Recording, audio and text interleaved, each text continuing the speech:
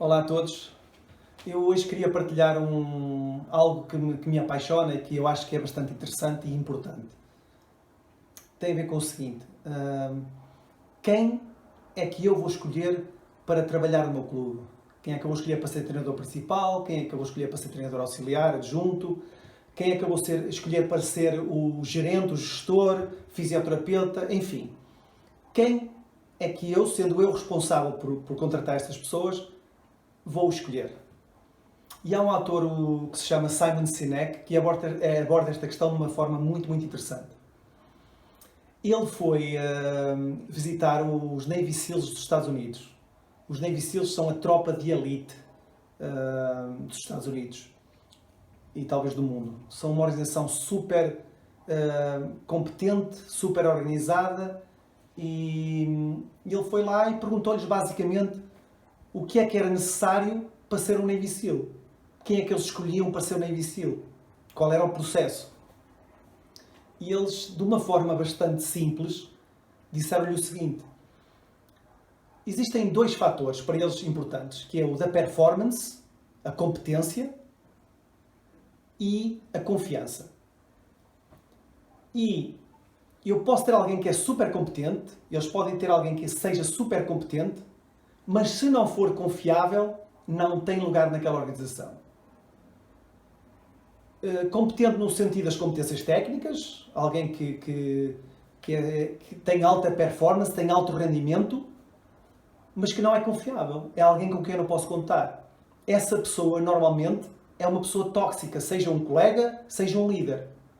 E por isso nós vemos muitos líderes que são tóxicos, que criam um ambiente tóxico na empresa ou no clube, ou um colega, ou colegas. E isto é transversal aos países todos, e todos nós conhecemos estes ambientes que graçam nas empresas, nas organizações, e nomeadamente nos clubes de futebol, seja na base, seja no profissional.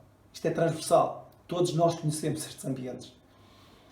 E eles preferem ter alguém que seja medianamente competente, ou até baixo na competência, mas que seja super confiável.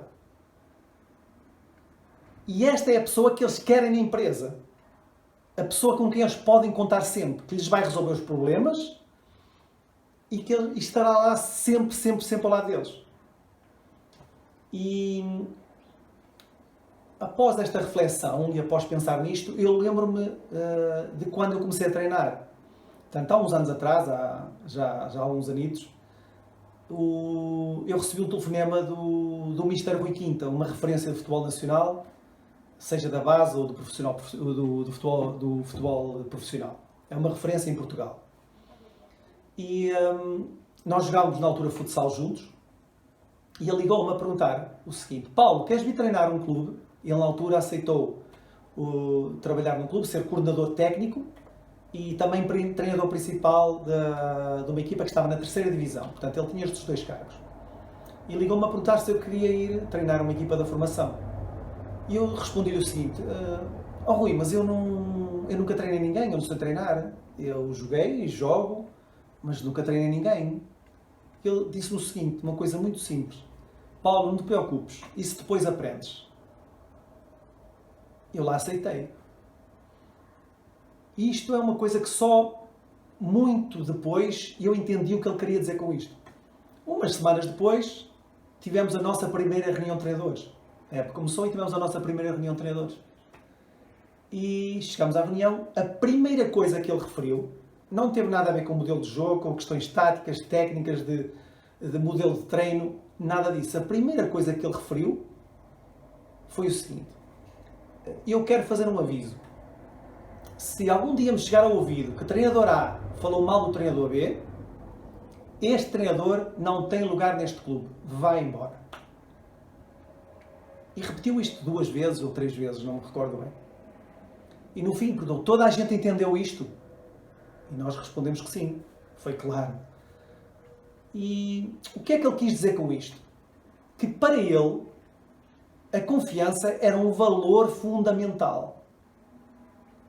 No modelo de jogo, no modelo de organização daquele clube, naquelas circunstâncias, naquele momento, para ele, sendo ele o líder, a confiança era um valor fundamental.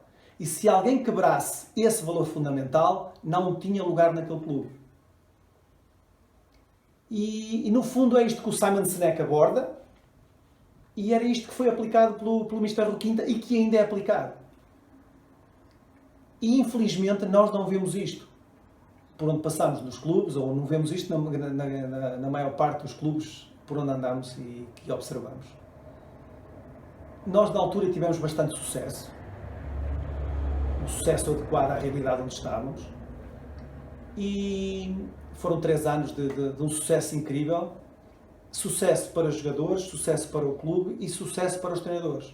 Os treinadores de então, neste momento, são todos profissionais, ou quase todos profissionais, estão na Primeira Liga, são treinadores principais da Primeira Liga, são auxiliares da Primeira Liga, são coordenadores técnicos de grandes clubes a nível nacional. Portanto, houve um sucesso, um trabalho que em apenas 3 anos deu frutos para décadas. E tudo começou com um simples valor fundamental, a confiança. Obviamente a performance foi sendo construída, a competência foi sendo construída, mas tudo começou aqui.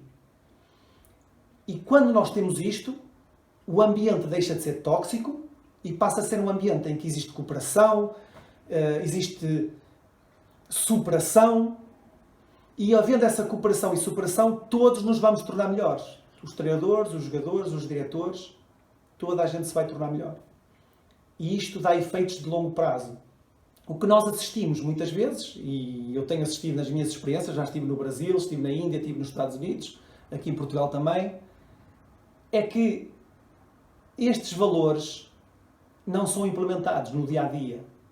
E os chamados projetos morrem quase à nascença, não têm duração nenhuma, porque não é contemplado este fator importante. Quem é que eu contrato para o meu clube e se estas pessoas são confiáveis? E se eu vou construir um ambiente de cooperação, de confiança, e tudo o resto se constrói à volta disto.